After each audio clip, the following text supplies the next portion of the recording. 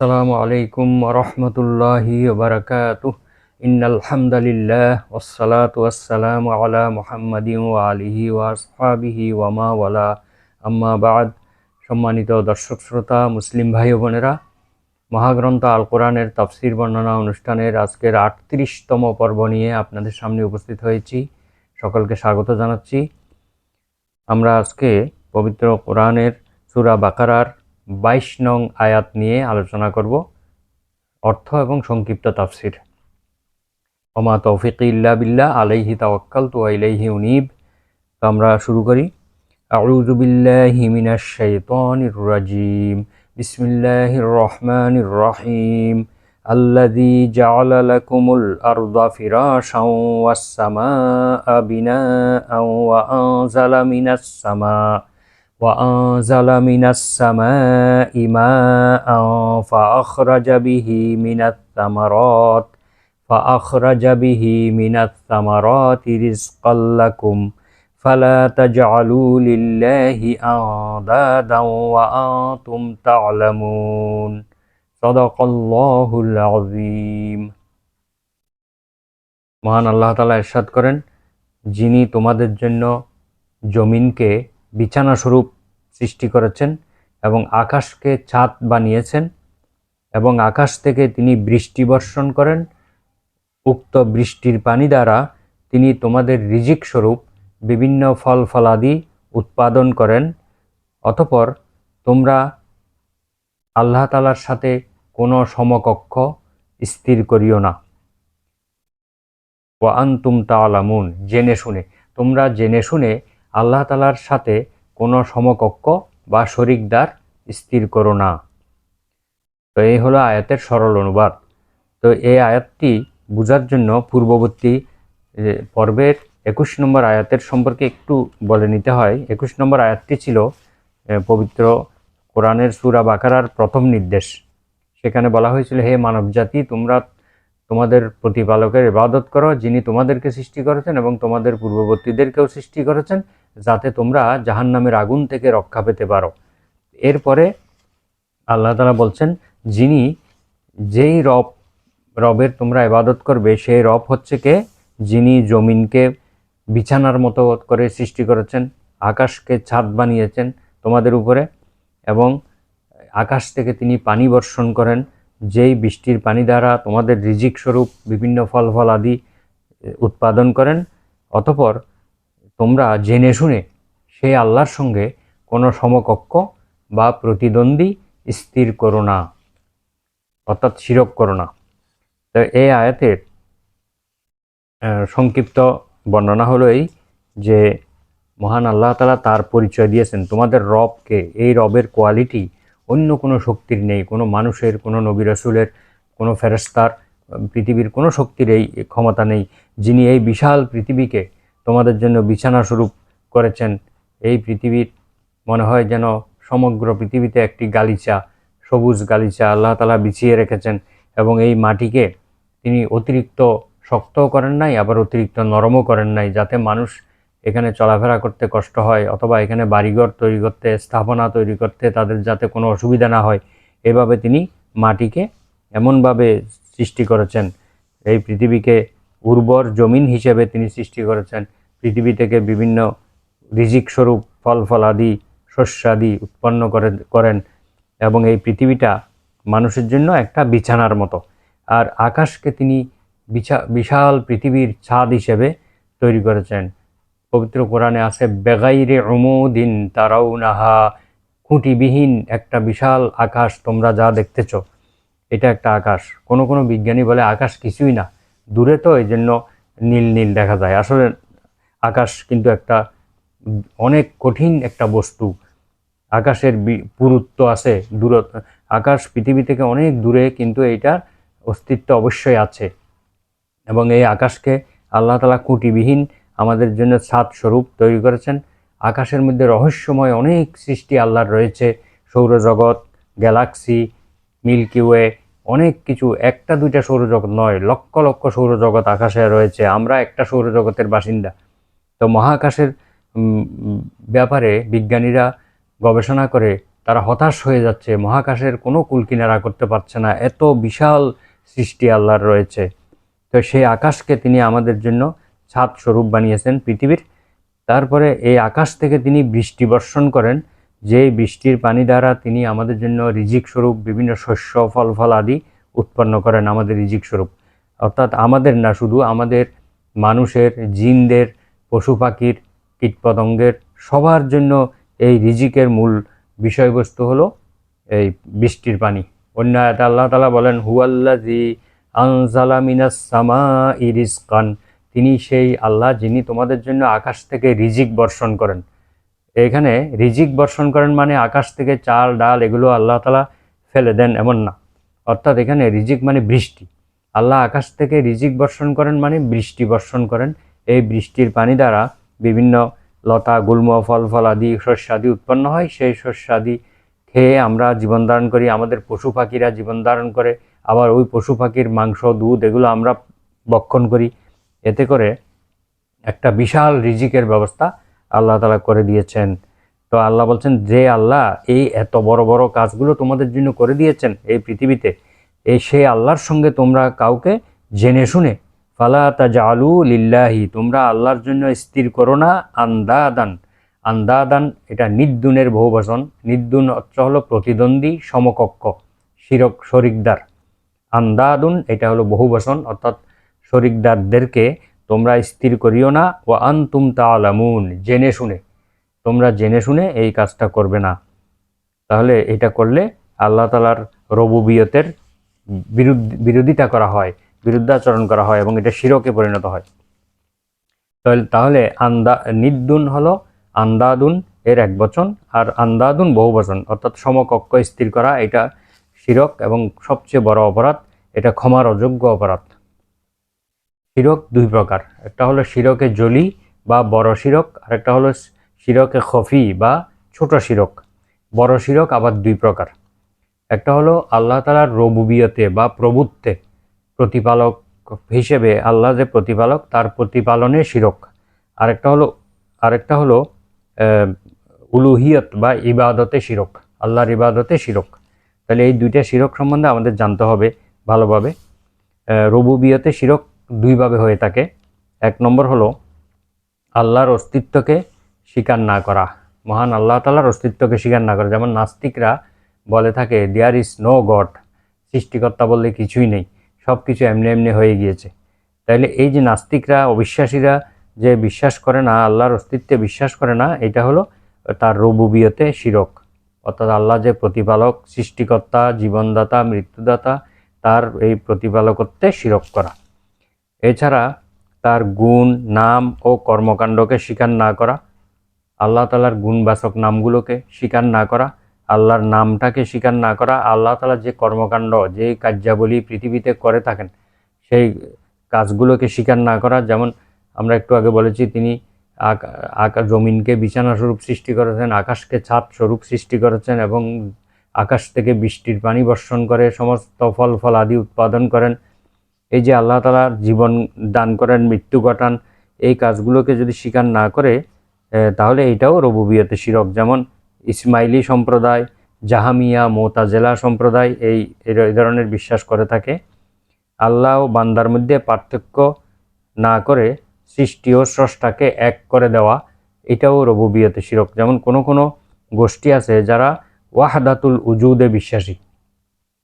ওয়াহদাতুল উজুদ মানে সমস্ত সৃষ্টি এবং আল্লাহ সব এক, অর্থাৎ সমস্ত সৃষ্টির মধ্যে নাউজুবিল্লাহ আল্লাহ বিরাজ করে, সমগ্র সৃষ্টি আল্লাহর খণ্ডিত অংশ, নাউজুবিল্লাহ। এই ধরনের বিশ্বাস, ওয়াহদাতুল উজুদে যারা বিশ্বাস করে তারা মুশরিক, শিরক করতেছে তারা। কারণ সৃষ্টি হলো এক জিনিস আর মহান আল্লাহ হচ্ছেন সৃষ্টিকর্তা, তার সঙ্গে এই সৃষ্টির কোনো তুলনাই হয় না, এটা হলো আল্লাহর সৃষ্টি। তাহলে সৃষ্টি এবং স্রষ্টাকে এক করে ওয়াহদাতুল উজুদে বিশ্বাসী হওয়া, এটাও শিরক, এটা তার রুবুবিয়তে শিরক। তাহলে ওয়াহদাতুল উজুদ যারা বিশ্বাস করে তারা এই আল্লাহ এবং সমগ্র সৃষ্টিকে আল্লাহর অংশ বলে মনে করে, নাউজুবিল্লাহ। তাহলে এটা মনে করলে এটা রুবুবিয়তে শিরক হবে। আর যারা মনে করে আল্লাহ কোনো কিছুর সুরত এখতিয়ার করে নিজেকে প্রকাশ করেন, অনেকে মনে করে যে আল্লাহ তাআলা তার কোনো কিছুর সুরত ধরে এই পৃথিবীতে আসেন। যেমন অন্যান্য ধর্মের লোকেরা বিশ্বাস করে যে সৃষ্টিকর্তা অবতার হিসেবে পৃথিবীতে আসে মানুষের বেশে। এইরকম যদি কেউ বিশ্বাস করে, এটা তার রুবুবিয়তে শিরক হবে। কারণ আল্লাহ তাআলা কোনো সৃষ্টি জগতের সুরত এখতিয়ার করেন না। যেমন হুলুলি সম্প্রদায় যারা বিশ্বাস করে কারো পক্ষে আল্লাহর সাথে একাকার হয়ে যাওয়া সম্ভব। যেমন কোনো হুলুলি সম্প্রদায় নামে একটা সম্প্রদায় আছে মুসলিম নামধারী। তারা মনে করে যে আল্লাহর প্রেমে পাগল হয়ে মাতোয়ারা হয়ে আল্লাহর সঙ্গে মিশে যাওয়া যায়। নাউজুবিল্লাহি মিন যালিক। এই ধরনের বিশ্বাস যদি কেউ করে তাহলে এটা তার রুবুবিয়তে শিরক হবে। তারপরে রুবুবিয়তে শিরক আরেকভাবে হয়, সেটা হলো জগতের সমগ্র বিশ্বজগতের প্রতিপালক রব আল্লাহর সত্তা, নাম ও গুণাবলী ও তার কর্মকাণ্ডে অন্য কাউকে সমকক্ষ বানানো। অর্থাৎ আল্লাহ তাআলা যে প্রতিপালক, এই প্রতিপালন আরও অন্য কেউ করে, অথবা আল্লাহর সত্তা, অস্তিত্ব, তার নাম, গুণাবলী এবং তার কর্মকাণ্ডে অন্য কাউকেও সমকক্ষ বানানো। আল্লাহ যেমন রহিম, অন্য আরেকজন রহিম। আল্লাহ রহমান, অন্য আরেকজন রহমান। আল্লাহ ক্ষমা করেন, অন্য অমুক ব্যক্তি অমুক শক্তিও ক্ষমা করতে পারে। আল্লাহ তাআলার গুণাবলী অন্য কারো কাছে আছে, এরকম বিশ্বাস করা। এবং আল্লাহ যেমন কর্মকাণ্ডগুলো গঠান পৃথিবীতে, ভালো মন্দ সব কিছু তিনি গঠান, সেরকম অন্য কেউ মানুষের ভাগ্যে অনেক ভালো মন্দ ঘটাইয়ে দিতে পারে। এ ধরনের কর্মকাণ্ডে আল্লাহর সঙ্গে কাউকে শরিক করা, এটা হলো রুবুবিয়তে শিরকের দ্বিতীয় প্রকার। তো আল্লাহর সমকক্ষ কোনো সত্তা নির্ধারণ করার মতো কোনো শিরক বনি আদমের মধ্যে খুব কমই আছে। আল্লাহর সমকক্ষ মানে আল্লাহ যেমন সৃষ্টিকর্তা, ওই রকম আরও একজন সৃষ্টিকর্তা দাবি করেছে কেউ, এই ধরনের ঘটনা খুব কম। তবে এই ধরনের দাবি সর্বপ্রথম করেছিল নমরুদ করেছিল, কিন্তু সেই ইব্রাহিম আলাইহিস সালামের সঙ্গে যুক্তিতে হেরে গিয়েছিল। ইব্রাহিম আলাইহিস সালাম বললেন, তুমি যদি রব হও তাহলে দেখি তুমি রব্বি আল্লাযী ইউহয়ী ওয়া ইউমীত। ইব্রাহিম আলাইহিস সালাম বলেছিলেন যে আমার রব জীবন দান করেন এবং মৃত্যু দান করেন। তুমি যদি পারো, তুমি রব হও, তাহলে তা করে দেখাও তো। তখন সেই কারাগার থেকে দুইজন কয়েদিকে ধরে এনে একজনকে হত্যার নির্দেশ দিল, আরেকজনকে ছেড়ে দিল। তখন সে বলল, এই তো আমি জীবন দিতে পারি, মৃত্যু দিতে পারি। তখন ইব্রাহিম আলাইহিস সালাম বুঝতে পারলেন যে এই লোকের জীবন মৃত্যু সম্পর্কে কোনো জ্ঞানই নেই। তখন তাকে আরেকটা যুক্তি দিলেন ইব্রাহিম আলাইহিস সালাম। তিনি বললেন, রব্বি আল্লাযী, আমার রব যিনি পূর্ব দিক থেকে সূর্য উদিত করেন। তুমি যদি রব হও তাহলে তুমি পশ্চিম দিক থেকে সূর্য উদিত করো। সূরা বাকারায় এই ঘটনা উল্লেখ রয়েছে। ফাবুহিতাল্লাযী কাফার, তখন নমরুদ হতভম্ব হয়ে গেল, কোনো উত্তর দিতে পারল না। তখন রাগ করে ইব্রাহিম আলাইহিস সালামকে আগুনে ফেলার জন্য নির্দেশ দিলেন। এই হলো অবস্থা। সুতরাং যুক্তিতে ইব্রাহিম আলাইহিস সালামের সঙ্গে সে হেরে গেল, কিন্তু সে নিজেকে রব হিসেবে, আল্লাহ হিসেবে দাবি করেছিল। নাউজুবিল্লাহ। এরপরে ফেরাউন এই দাবি করেছিল। সেই লোকজনকে একত্রিত করে বলল, আনা রব্বুকুমুল আ'লা, আমি তোমাদের সবচেয়ে বড় প্রতিপালক। নাউজুবিল্লাহ। এভাবে সেই দাবি করেছিল। কিন্তু আল্লাহ তাআলা তাকে সদল বলে সমুদ্রে নিমজ্জিত করে ধ্বংস করে দিয়েছেন। আল্লাহর নাম সমূহের মধ্যে কোনো নাম অন্য কারোর জন্য সাব্যস্ত করা, এটা শিরক। এটা বিভিন্ন জাতিতে এই জিনিসটা রয়েছে। যেমন আল্লাহ তাআলার নামসমূহের মধ্যে কোনো নাম অন্য কারোর জন্য সাব্যস্ত করা, এটা কোনো জাতির মধ্যে রয়েছে। এটাও তার রুবুবিয়তে শিরকের দ্বিতীয় প্রকার। যারা তাদের উপাস্যদেরকে আল্লাহর নামের মতো নাম দেয়, যেমন বিভিন্ন দেবতাদের নাম দেয়া হয়। যেমন কোনো দেবতা সম্পদ দান করে, কোনো দেবতা বিপদ আপদ দুঃখ কষ্ট দূর করতে পারে, কোনো দেবতা জ্ঞানের দেবতা। এইভাবে আল্লাহ যেমন বিভিন্ন গুণের অধিকারী, কোনো দেবদেবীকে বা কোনো উপাস্যকে এই ধরনের গুণাবলীর অধিকারী বলে মনে করে, এটাও আল্লাহ তাআলার রুবুবিয়তে শিরক। যেমন আগাখানি ইসমাইলি সম্প্রদায় তাদের ইমামদেরকে আল্লাহর নামে নাম দিয়ে থাকে। ইসমাইলি সম্প্রদায়, এরা হলো গোমরা পথভ্রষ্ট সম্প্রদায়, এরা তাদের ইমামদেরকে আল্লাহর নামে নাম দিয়ে থাকে, আল্লাহর গুণবাচক নামে তাদেরকে নামকরণ করে থাকে। আল্লাহর গুণ ও কর্মকাণ্ডকে অন্য কারোর জন্য সাব্যস্ত করা, সেগুলো আবার 3 ভাগে বিভক্ত। আল্লাহ তাআলার গুণ এবং কর্মকাণ্ডকে যে অন্য কারো নামে সাব্যস্ত করাটা 3 ভাগে বিভক্ত। প্রথম হলো আল্লাহর অসীম শক্তির সাথে সম্পৃক্ত, আরেকটা হলো আল্লাহর অসীম জ্ঞানের সাথে সম্পৃক্ত, আরেকটা আল্লাহর হুকুম এবং শরীয়তের সাথে সম্পৃক্ত। তো 1 নম্বর হলো আল্লাহর অসীম শক্তির সাথে সম্পর্কযুক্ত যেই শিরক, সেটা হলো আল্লাহর অপার শক্তির সাথে যারা শিরক করে তারা ওই সব লোক যারা আল্লাহ ছাড়া অন্য কাউকে সৃষ্টি, মৃত্যু, জীবন, বিপদ আপদ থেকে উদ্ধার, উদ্দেশ্য পূরণকারী, আশা পূরণকারী বলে বিশ্বাস করে। এই ধরনের যদি বিশ্বাস কেউ করে তাহলে সেটা আল্লাহর গুণ এবং কর্মকাণ্ডের মধ্যে শিরক, আল্লাহর একত্ববাদে শিরক। যেমন এই কাজগুলো সৃষ্টি করা, মৃত্যু দান করা, জীবন দান করা, বিপদ থেকে উদ্ধার করা, মনের আশা পূর্ণ করা, এগুলো সব একমাত্র আল্লাহ করে থাকেন।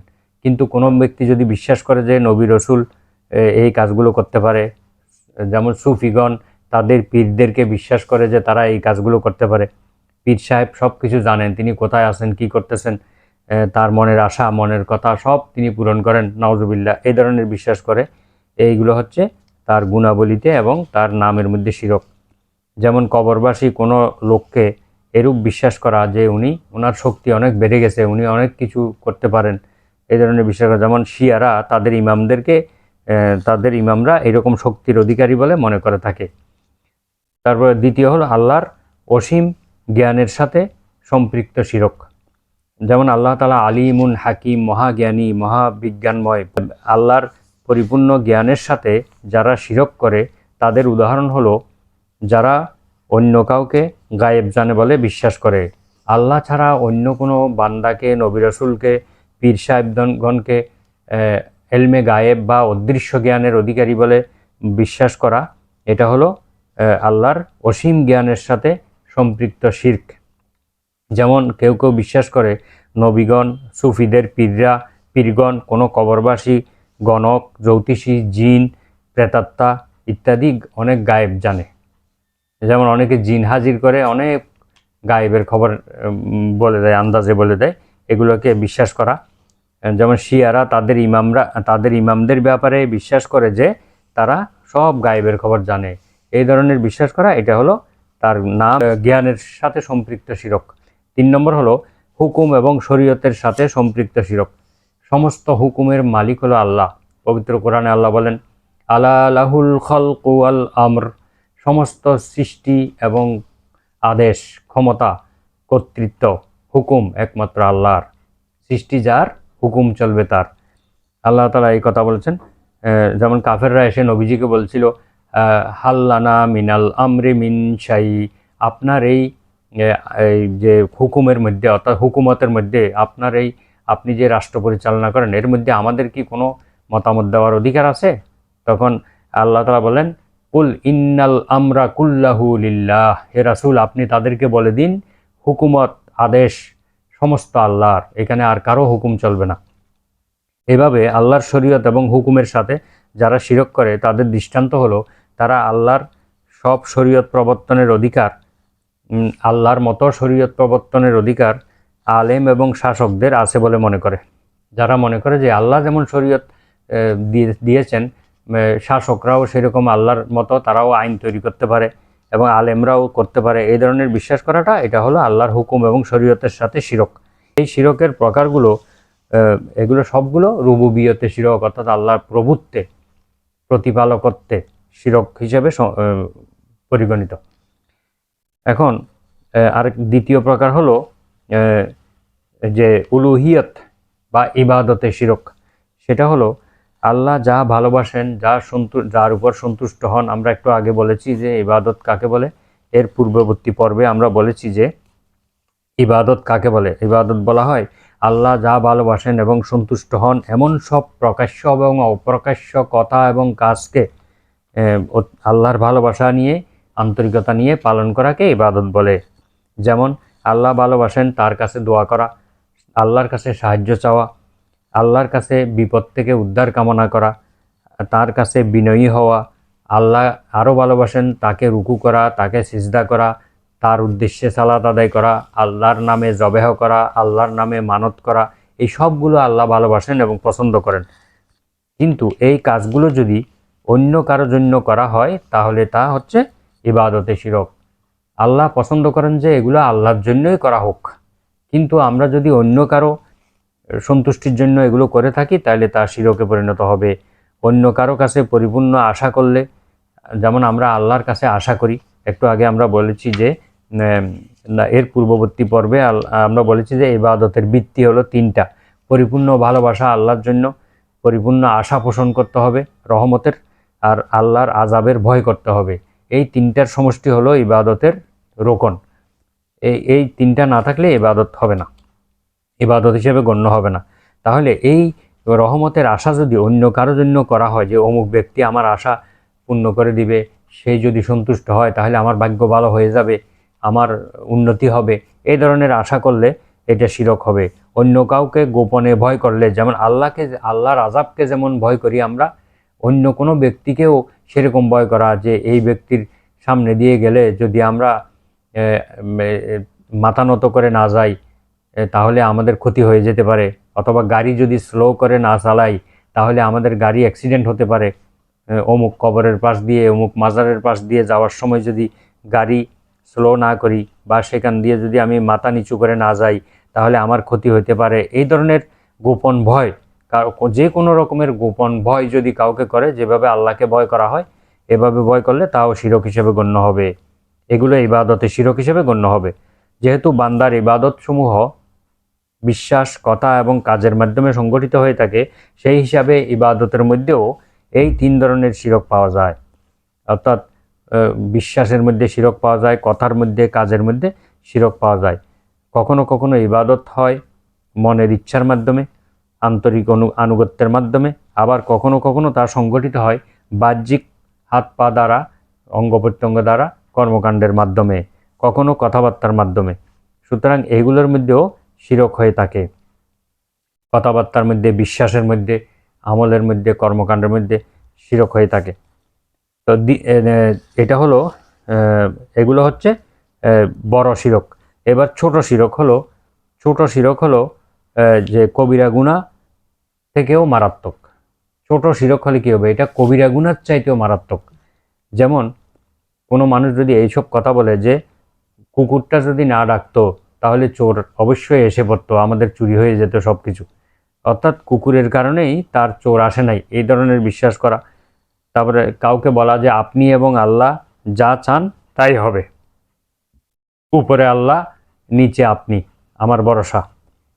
অন্য কারো নামে শপথ করা, মানুষের নামে মাথা ছুঁয়ে, হাত ধরে কসম করা, বই ছুঁয়ে কসম করা, বিদ্যার নামে কসম করা, এই যে এছাড়া অন্য কারো নামে শপথ করলে সেটা ছোট শিরকে পরিণত হবে।